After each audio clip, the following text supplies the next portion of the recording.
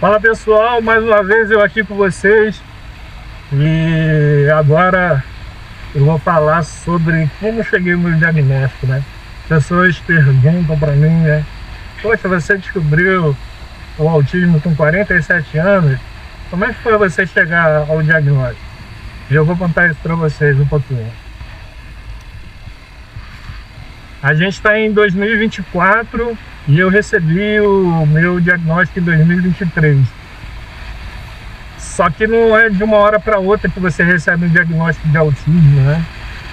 Eu percebi alguns comportamentos na minha vida aí por volta dos 44 anos e eu percebi alguns comportamentos que as pessoas me davam um feedback diferente daquilo que eu achava que estava fazendo, né? Por exemplo, eu falava alguma coisa e a pessoa dizia que eu estava sendo grosso, que eu não poderia falar daquele jeito. E isso nunca me incomodou, mas veio a me incomodar a partir dos meus 40 e poucos anos lá, nos meus 43, 44. E aí, quando uma pessoa fala, eu não ligava, mas quando várias pessoas começam a falar a mesma coisa, você acaba ligando o sinal de alerta a respeito disso, né? E foi exatamente isso que eu fiz. Eu parei, comecei a me perguntar se era isso mesmo que as pessoas estavam dizendo. E eu, por mim mesmo, comecei a pesquisar os meus comportamentos. Sem saber ainda que era autismo, eu comecei a pesquisar os meus comportamentos. E aí é engraçado isso, mas eu assisti a uma série chamada The Big Bang Theory. E que nessa série tem um personagem que é o principal, que é o Sheldon. As pessoas dizem que ele tem autismo, mas os produtores da série e os roteiristas, o pessoal que fazia a série lá nunca confirmou isso.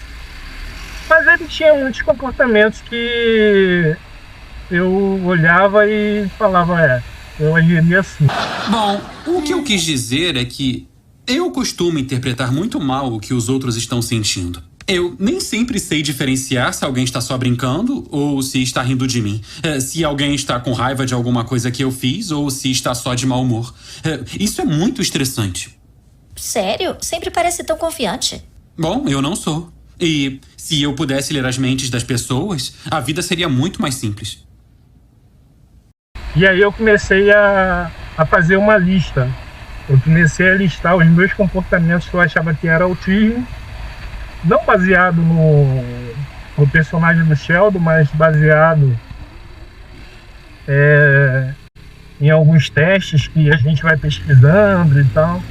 E toda vez que eu fazia um teste, dizia que a probabilidade de ser autismo era muito alta. Eu então comecei a questionar a minha mãe sobre algumas coisas da minha infância e a minha mãe confirmava algumas coisas que eram comportamento de uma criança autista. E aí essa lista começou a crescer cada vez mais, né?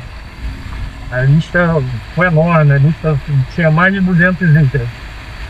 E aí quando eu já estava convencido sobre o autismo, eu levei essa lista para um neurologista, um psiquiatra e um psicólogo. E aí eu peguei, junto com esses 3 profissionais, nós começamos a trabalhar em cima dos meus comportamentos, em cima da minha lista. E um dia, eu conversando com o meu neurologista, ele me questionou algumas coisas da lista, eu fui respondendo a ele, porque eu sou mágico, né? Então na lista estava como o meu interesse por mágica ser algo bem acentuado. E ele achou que mágica que eu estava me referindo seria algo de ilusão da minha mente, né? E na verdade não, é prestidigitação, sou mais profissional. E aí ele questionou outras coisas e tudo, a gente foi conversando, até que ele um dia, com a gente já marcava consulta sempre, né? Ele um dia, assim que eu cheguei no consultório, ele disse que ia assinar o meu diagnóstico. E aí relatou como é que ele ia fazer e assinou o diagnóstico com CID, com tudo certinho, para que eu pudesse ter aquele papel, né? Que muitas vezes é importante para as pessoas, né? Ter um papel, tudo. Eu não ligava, eu quando descobri, estava convencido que eu tinha autismo, eu não estava ligando, não queria papel, só queria uma resposta. Mas aí eu vi que as pessoas, com o coração e com as desconfianças delas, me causavam mal quando eu comentava sobre isso, né? A primeira coisa que me perguntava é: você tem diagnóstico? Ah, não, o diagnóstico, eu estou estudando meus comportamentos. Não, tem que ter diagnóstico. Então, agora eu tenho um diagnóstico. Então, para as pessoas que queriam um papel, queriam um diagnóstico, hoje em dia eu tenho para poder mostrar para elas, né?